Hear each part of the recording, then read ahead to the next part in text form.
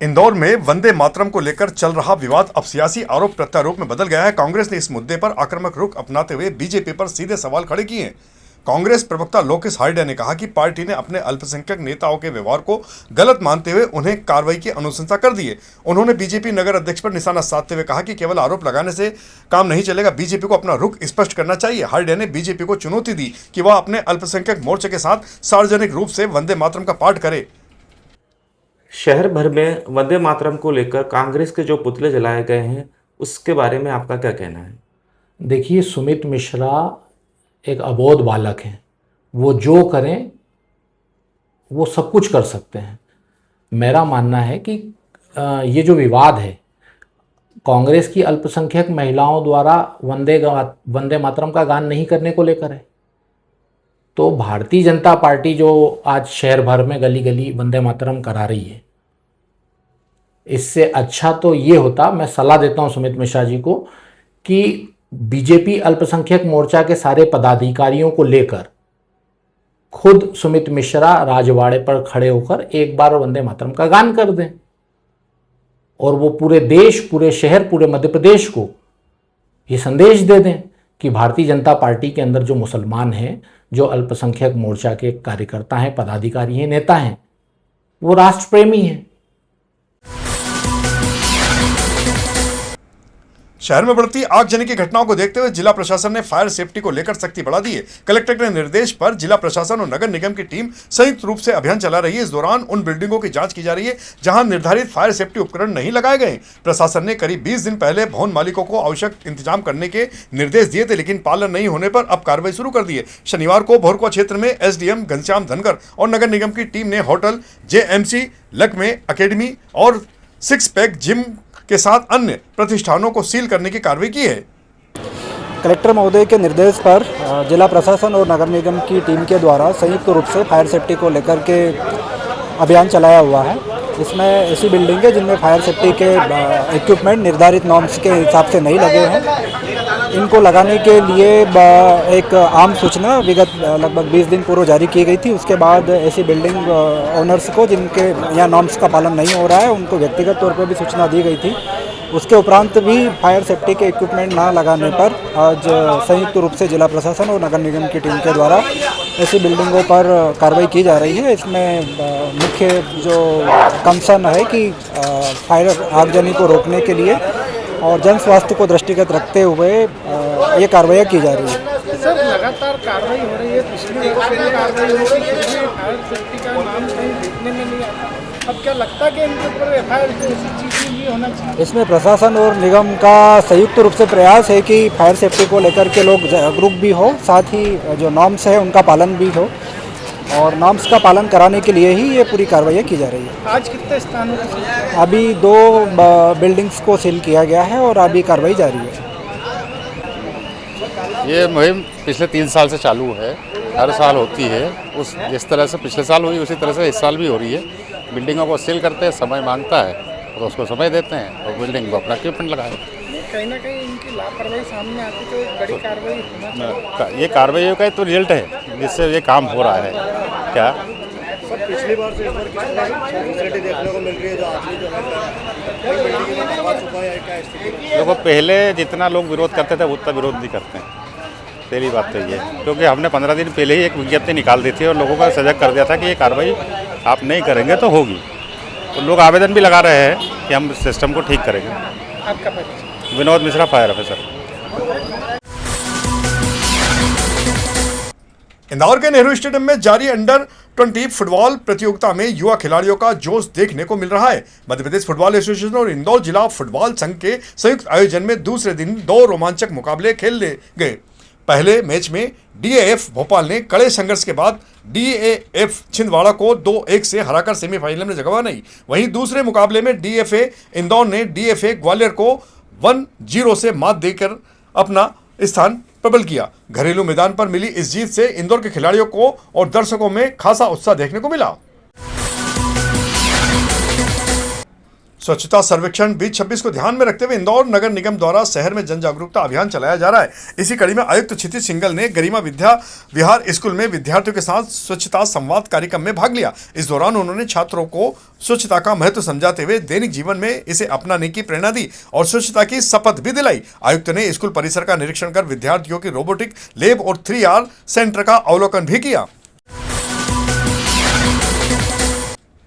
इंदौर में राष्ट्रगीत वंदे मातरम को लेकर विवाद शुरू हो चुका है, लेकिन यह विवाद अब कुछ और रूप लेता जा रहा है और काफी गहरा गया है। नगर निगम के बजट सत्र में कांग्रेस पार्षद द्वारा सामूहिक गान से इनकार करने के मामले पर हिंदू जागरण मंच ने कड़ा विरोध जताया है। यही नहीं, मंच के जिला संयोजक सुमित हार्डिया ने इसे राष्ट्रगीत का अपमान बताते हुए कहा कि देश में रहने वाले हर नागरिक का कर्तव्य है कि वह राष्ट्रगीत का सम्मान करे। इस दौरान हार्डिया ने विवादित बयान देते हुए कहा कि जो महिला पार्षद फौजिया शेख के मुंह पर कालिख पोत कर आएगी उसे उस महिला को 50,000 रुपए का इनाम दिया जाएगा। बयान के बाद सियासी बयानबाजी और भी तेज हो गई है। अभी पिछले दिन अपन ने देखा कि नगर निगम में बजट सत्र के दौरान कांग्रेस की पार्षद फौजिया शेख अलीम ने हमारे राष्ट्रगीत वंदे मातरम को गाने से इनकार कर दिया। आज इसी मातृभूमि में ये लोग रहते हैं, यहाँ का खाना हवा पानी यहीं का लेते हैं और इस राष्ट्रगीत में अपने भारत भूमि को नमन करने से मना करते हैं। धर्म की आड़ लेके कहते हैं कि हमारे वहाँ पर ये मना है। तो आज पिछले 200-400-500 साल पहले जो रियासतें जब चलती थी तो ये लोग अपने राजाओं आकाओं को भी सलाम किया करते थे। तो आज राष्ट्रगीत वंदे मातरम का अपमान इनने जिस प्रकार किया तो ये बहुत दुर्भाग्यपूर्ण है। तो इसी के लिए हमने कोई भी मातृशक्ति, कोई भी हमारी महिला बहन, इनका यदि मुँह पे कालिक पोतती है तो उनको हमने 51,000 रुपये देने की घोषणा की है। इंदौर जिले के महू में भारत रत्न डॉक्टर भीमराव अंबेडकर की जयंती को लेकर तैयारी अंतिम चरण में पहुंच गई है। जन्मस्थली पर हर वर्ष की तरह इस बार भी भव्य आयोजन की तैयारियां की जा रही है, जहां देश भर से हजारों श्रद्धालु के पहुंचने की संभावना है। जिला प्रशासन द्वारा भोजन, पेयजल, आवागमन और सुरक्षा व्यवस्था को लेकर विशेष इंतजाम किए जा रहे हैं। इंदौर कलेक्टर शिवम वर्मा ने जन्मस्थली का निरीक्षण कर व्यवस्थाओं का जायजा लिया। देखिए, बाबा साहब अम्बेडकर जी की जयंती का जो उत्सव है उसको इसके लिए महू में जो स्थल है उस पर पूरी तैयारी चल रही है। जो भोजन व्यवस्था है, जो अनुयायी जो अपने दर्शनार्थी आएंगे उनकी व्यवस्थाएं भी पूरी तरह से की जा रही है और जो बस स्टेशन है, हमारे रेलवे स्टेशन है, उन सभी पर भी हमें सूचक और बाकी जानकारियाँ प्रोवाइड की जा रही हैं पूरे धूमधाम के साथ, पूरे उत्सव के साथ, और हमारी पूरी टीम इसको कराने के लिए तैयार है। इंदौर कलेक्टर कार्यालय में कलेक्टर शिवम वर्मा की अध्यक्षता में पटवारियों के लिए प्रशिक्षण कार्यशाला आयोजित की गई। इस दौरान जिले भर के पटवारियों को शासन की विभिन्न ऑनलाइन योजनाओं और पोर्टलों के उपयोग की जानकारी दी गई। कार्यशाला में RCMS सहित अन्य शासकीय पोर्टलों की प्रक्रिया और कार्यप्रणाली समझाई गई। साथ ही CM हेल्पलाइन से जुड़ी शिकायतों के गुणवत्तापूर्ण और समयबद्ध निराकरण पर विशेष जोर दिया गया। कलेक्टर ने निर्देश दिए कि अधिकारी शासन की मंशा के अनुरूप कार्य करते हुए नागरिकों की समस्या का त्वरित समाधान करें। देखिए, आज हमारे जो सभी पटवारी साथी उनकी एक वर्कशॉप रखी गई थी। वर्कशॉप में जितने भी हमारे पोर्टल्स हैं, चाहे RCMS हो, चाहे वो सारा पोर्टल हो या अन्य जो शासन के पोर्टल है, उनकी जानकारी दी गई, उनको कैसे उपयोग करना है, ये सारी चीज़ें बताई गई। साथ ही साथ CM हेल्पलाइन के बारे में बताया गया कि किस प्रकार उनको सभी शिकायतों का क्वालिटीपूर्वक निराकरण करना है। और माननीय मुख्यमंत्री जी के स्पष्ट निर्देश हैं कि जो भी हमारे आवेदक हैं, जो हमारे नागरिक बंधु हैं, उनको सभी को शासन की सुविधाएँ, सेवाएँ समय पर क्वालिटी प्रोवाइड होनी चाहिए और ये सारी चीज़ें उनको अवगत कराई गई। और हमने ये भी कहा कि भाई आप सभी जो कार्य है अपना शासन की मंशा अनुसार, माननीय मुख्यमंत्री जी के निर्देशानुसार। इंदौर जिले के सावेर क्षेत्र के अंतर्गत आने वाले ग्राम बूढ़ी बल्लाई में मालवा सहकारी शक्कर कारखाना परिसर में खड़ी बरसों पुरानी विशालकाय पेड़ प्रशासन और वन विभाग की बिना परमिशन के तथाकथित लकड़ी माफियाओं ने काट दिए। प्रशासन और वन विभाग की जानकारी में होने के बावजूद भी लकड़ी माफियाओं के खिलाफ कार्रवाई नहीं की जा रही है। सूत्रों की माने तो प्रशासन और वन विभाग के अधिकारियों से सांठगांठ कर लकड़ी माफियाओं ने मालवा सहकारी शक्कर कारखाना परिसर में खड़े बरसों पुराने विशालकाय पेड़ों को काट दिया, जिससे ग्रामीणों में भी आक्रोश देखा गया है। इंदौर नगर निगम के बजट सत्र से शुरू हुआ वंदे मातरम विवाद अब प्रदेश की राजनीति का बड़ा मुद्दा बन गया है। मुख्यमंत्री मोहन यादव द्वारा कांग्रेस नेताओं से इस्तीफे की मांग के बीच प्रदेश कांग्रेस अध्यक्ष जीतू पटवारी ने भाजपा पर पलटवार किया है। उन्होंने कहा कि राष्ट्रगीत और राष्ट्रगान कांग्रेस की विचारधारा का अभिन्न हिस्सा है और आजादी की लड़ाई इसका प्रमाण है। पटवारी ने कहा कि यदि अनुशासनहीनता हुई तो पार्टी कार्रवाई करेगी। साथ ही उन्होंने भाजपा सरकार पर भ्रष्टाचार और जन मुद्दों से ध्यान भटकाने के लिए भावनात्मक विषयों को उछालने का भी आरोप लगाया है। एक वक्तव्य के जरिए कांग्रेस से सवाल पूछे। राष्ट्रगीत और राष्ट्रगान की स्थापना कांग्रेस पार्टी के विचार ने की है मुख्यमंत्री जी। राष्ट्रगीत इस देश के हर नागरिक, हर कांग्रेस जन और देशवासियों के अंतर मन अंतर आत्मा का विषय है। आपको प्रदेश को बताना पड़ेगा कि आपने जिस तरीके से इंदौर के प्रभारी मंत्री रहते हुए 35 लोग जहरीले पानी से मर गए, ये दायित्व आपका था, ये देशभक्ति थी, उनकी जान बचाना। आपने क्यों नहीं किया? यहाँ एक कुएं में सैकड़ों लोगों की मौत हो गई, ये आपका दायित्व था कि उनको न्याय मिले। ये देशभक्ति थी। कौन सी देशभक्ति थी कि आपने उस कुएं की जो हत्याएं हुई उसके जिम्मेवारों को सजा नहीं दी? इंदौर के नवलखा स्थित प्रशांत होटल में रिप्यूचल फाउंडेशन की प्रेस कॉन्फ्रेंस में मानव शरीर की सकारात्मक ऊर्जा से हर बीमारी के इलाज का दावा किया गया। संस्था के अध्यक्ष डॉक्टर आई.एस. बंसल ने कहा कि शरीर में मौजूद आंतरिक ऊर्जा को जागृत कर बिना दवा और बिना खर्च के रोगों से मुक्ति पाई जा सकती है। उन्होंने बताया कि यह पद्धति 5 तत्वों पृथ्वी, जल, अग्नि, वायु और आकाश के संतुलन पर आधारित है। संस्था ने फसलों की बीमारियों के समाधान का भी दावा किया है। हालांकि चिकित्सा विशेषज्ञों ने ऐसे दावों को लेकर वैज्ञानिक प्रमाण जरूरी बताते हुए सतर्क रहने की सलाह दी है। आपका बहुत अच्छा सवाल है, क्योंकि ये जो सोच है आपकी, ये छोटी मोटी नहीं है, ये पूर्व जन्म की कोई आपकी है अंदर क्रेज। अब कुंडली का जागरण पैसे से नहीं कर सकता संसार का कोई भी आदमी, और किसी भी गुरु को इसका जागरूक करने का अधिकार नहीं। ये हमारी भागवत गीता में भी लिखा, कुरान में भी लिखा, बाइबल में भी लिखा है। इसको आप सुबह उठें, कुछ नहीं करना, सुबह उठें, धरती माँ को प्रणाम करें और 3 मिनट के लिए हाथ खोल के बैठ जाएं अपने घर पर ही जहां आप सो रहे हैं। इंदौर के गुमास्ता नगर रोड स्थित प्रमिला हॉस्पिटल में मरीजों से दवाइयों को लेकर अनियमितता का गंभीर मामला सामने आया है। आरोपी के अस्पताल में मरीजों को जेनेरिक इंजेक्शन लगाए जा रहे थे, जबकि उनसे ब्रांडेड कंपनियों की दवाइयों के नाम पर अधिक वसूली की जा रही थी। यहां मामले की जानकारी मिलने पर क्षेत्रीय पार्षद भारत रघुवंशी अस्पताल पहुंचे और अस्पताल प्रबंधन और डॉक्टरों से जवाब मांगा है। उन्होंने कहा कि मरीजों से इस तरह की वसूली करना गैर कानूनी है और बेहद गंभीर अपराध है, इसे बर्दाश्त नहीं किया जाएगा। क्या हुआ और क्या अनियमितता पाई गई है? मेरा दोस्त मुकेश शर्मा की माता जी पिछले 8 दिन से भर्ती है। कहाँ पे? यहाँ परमिला हॉस्पिटल, सिटी गेट के सामने, सुदामा नगर मेन रोड पे हॉस्पिटल है। यहाँ पर 1200 रुपये का जो इंजेक्शन है, बाजार में वो इंजेक्शन 200 रुपये का आता है। 8 दिन से भाई को किसी भी तरह का आराम नहीं पड़ा है, जबकि खुद महापौर जी 1 घंटे आगे बैठे। ये भाई जो महापौर जी की मौसी है, सगे मुकेश शर्मा जी की माता जी है। मैं भारत रघुवंशी पार्षद होने के बाद हमारे परिवार के साथ ये लूट हो रही है, तो ये गरीब परिवार के साथ क्या खिलवाड़ होगा? हम लोग तो फैक्ट्रियाँ चला रहे हैं, हम लोग सक्षम हैं, हम लोग समझदार हैं। जब ये घटना हमारे साथ घट रही है, तो आने वाले गरीब परिवारों पर क्या घटना घटी होगी?